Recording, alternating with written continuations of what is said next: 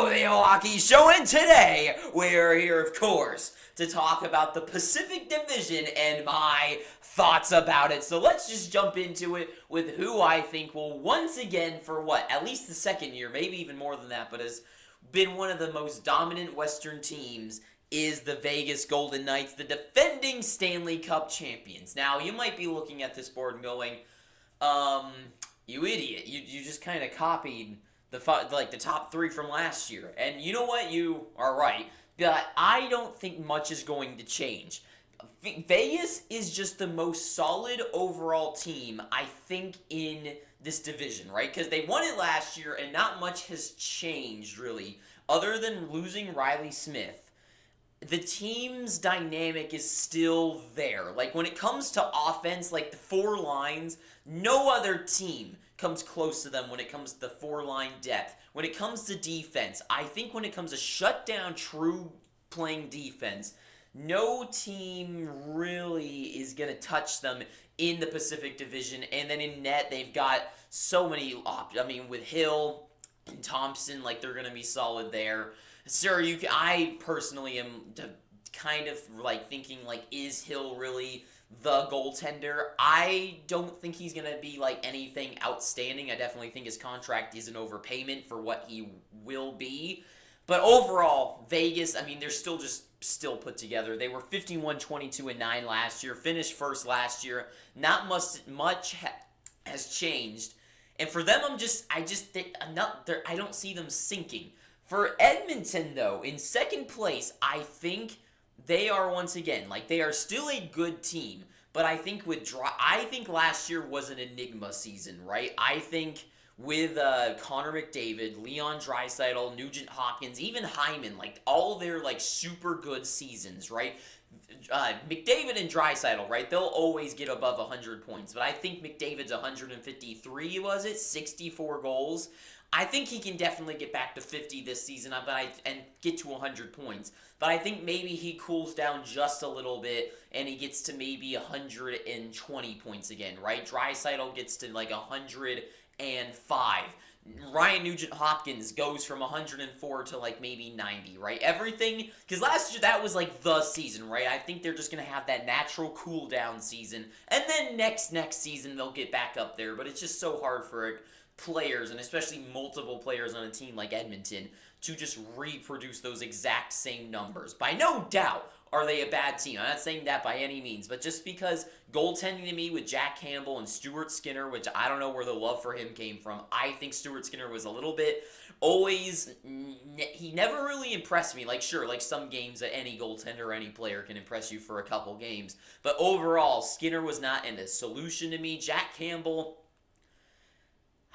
I don't know what to think about him. At times, he looks like he is an absolute legend in net, and then other times, he looks like he literally might be the worst goaltender. So, I don't even know about that. And then, defensively, Ekholm is amazing. Darnell Nurse doesn't get enough credit, but his contract definitely sucks a lot.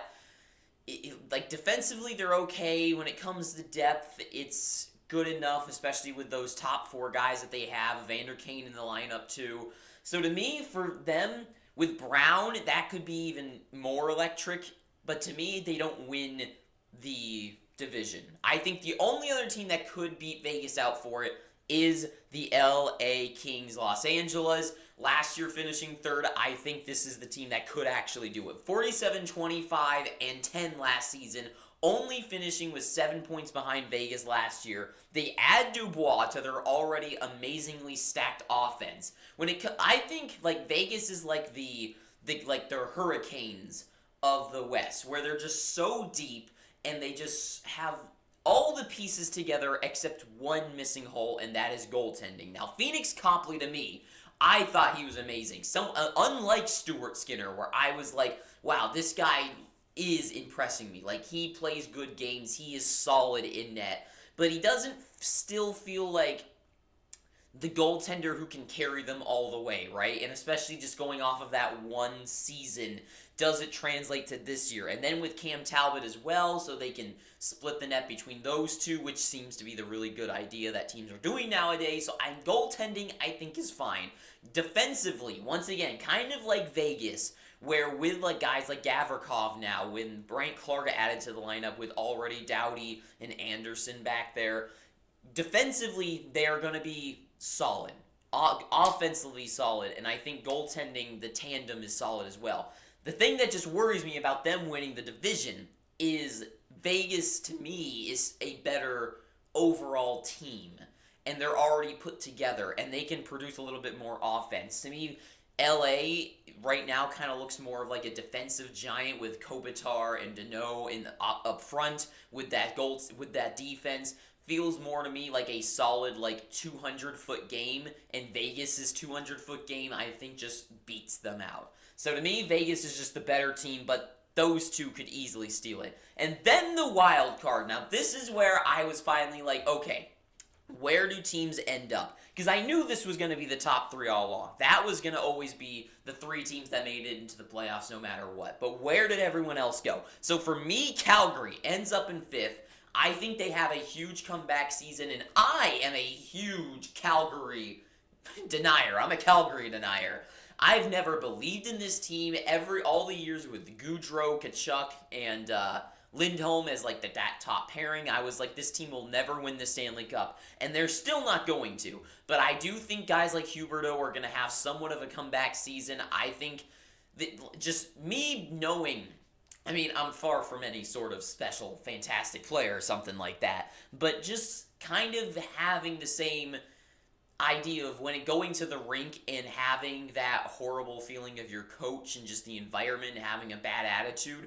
Now that Daryl Sutter is out of there and guys like Huberdeau can probably be a little bit happier to play on the ice and everyone as a whole can kind of be let loose and have fun with it, I think Calgary is gonna, like, they were so close last year. They finished 93 points, 5th in the division, right there almost in the playoffs. I think they're just going to do a little bit better. I think they get from 93 points, they get up to 97, get a couple more wins. Especially, I think they're just going to be let loose and have a little bit more offense in their system. And their goaltending should make a bounce back. I mean, they got 3 amazing goalies in Markstrom, Vladar, and David Wolf, which is insane that he's still in the AHL. He's like, his record in the AHL is like something around like, I'm going to totally mess it up, but it's like he's only lost like 10 games or something like that. I think it's more than that, but I actually got to be at one of those, so that was kind of crazy. But anyways, Calgary, like goaltending should come back, offense should come back, everyone should be happier, except is everyone happier? Because with Lindholm maybe wanting to leave and Hanifin wanting to leave, Backlund, I guess it was rumored that he could have, but then he signs longer and becomes the captain, so who knows what happens there. But overall, with guys like Coronado and Sharon Govich out of the lineup, things feel like they should go better for Calgary. And that's just it. So I think they get in. And then Seattle. Now, unlike Calgary, I love Seattle. I think they are tremendous, but I just don't feel the same energy going into this season for Seattle. They brought in some really good players with guys like Dumoulin and the other offense, whatever. But they had a lot of losses. We got guys like Sprong, but now that Burakovsky would hopefully be in the lineup for the entire year, they're gonna make the playoffs. By no doubt are they not gonna make the playoffs. Just my only worry is like Beniers, right? Does he have a sophomore slump or does he get better, right? Or does the 4 second lines, do they really start to stall? I mean, goaltending is still like, Grubauer was great for that series against the Avalanche, but then like does that translate to the regular season, you know? So to me, I just don't really know. I don't see Seattle having a comeback season. I think it's a little bit of a decline. And then when Shane Wright gets in the lineup and whoever else of their rookie pool and whoever else they can add with free agency, then they get back and they get into the top 3 when a team like Vegas has some sort of meltdown next offseason or something, right? So Seattle, I think this is their dip down year for them to go back up next season. But still, I think a playoff team. Then at 6th, I've got Vancouver. Now, Vancouver, 83 points last season. I like the ads that they've had and they've brought onto the team, and they have some nice young players. It's just this team just doesn't make any sense, right? It's the same story time and time again, right? Like it's just like it doesn't feel like they're fixing this team. You know, like no matter what, whoever they add to the lineup, no matter like what they've done, it's just the same core of JT Miller, Brock Besser, Elias Peterson. They move out Bo Horvat, which was kind of strange. Like it's just like this team is just stuck in a place where, like, if they were going to win, they should be winning now, but they've done nothing to show that they are going to win. And guys like Peter Pedersen had an amazing season last year, and yet the team still is nowhere near the playoffs. So it's just, to me, the team is not enough. It's just like, it's annoying. Like, they're a team like the Coyotes, like, for so long that it's just like, what are you doing? Like, you're doing nothing to get better, and you're doing nothing to get worse. You're just, like, stuck playing games and have, like, no real hope going forward. Your hope was Elias Pettersson, and he's already amazing. So now what do you have to look forward to? Nothing. Like, there's just nothing there. Quinn Hughes is fantastic, but at the end of the day, he's just one guy. You need a whole team. Demko can be incredible, but there's just not enough to get them to a winning. Like, compare them to everyone else, and it's just not there. So Vancouver is just not a team that's gonna win. Anaheim, a team that just, for some reason, what a just strange circumstance with Trevor Zegras.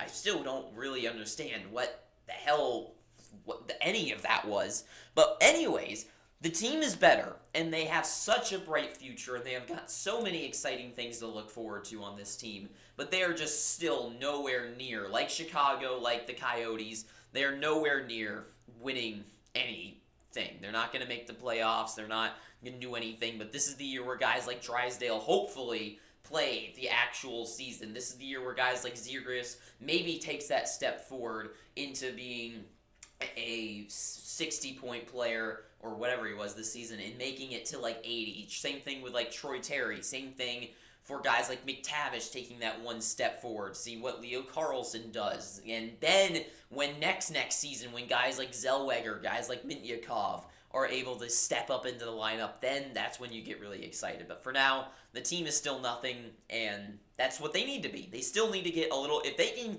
finish like 26th in the league or something like that, right? They're still getting a top 10 pick. They get that guy. Maybe he adds the lineup that season or whatever happens, and next year they buy in and they start building up. But for now, just they don't need to win. And they're not gonna. And then the San Jose Sharks, the team that used to be my freaking love, and now they've just dashed it. Not just because they suck. It's just this team doesn't know how to operate themselves. They don't make any sense. And I really hope they never are good again, because none of their moves make any sense. Timo Meier, your top guy. Erik Karlsson, your top guy. And in return for those two big trades, you've gotten really nothing out of it. And it's just, it is just, sometimes bad is bad. And the Sharks, they suck. They will suck for a while. And they deserve it, because they just don't know how to run themselves. So that is it. So for me, what is like the one thing, like what would be like my one prediction that I could make or like change, I guess, is I think like these three definitely make it in the playoffs, right? No matter what. I don't think Edmonton needs to be in first. I think having that maybe over them would kind of be bad. I think they finish second.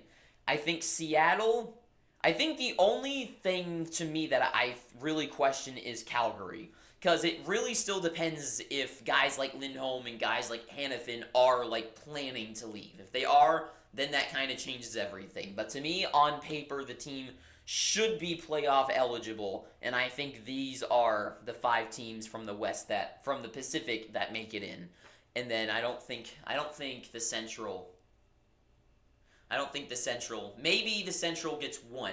Maybe if like Calgary does do a little bit worse, Seattle's the team to get in. I think Seattle, LA, Oilers, Vegas are the ones that get in. Calgary's the one that kind of worries me, but I guess we'll see what happens. But anyways, that is all I've got to say. So thank you for watching this. If you've made it this far, please, I'm begging you, pick up your free subscription. And until next time, too sweet, have an amazing day, and ta-ta for now.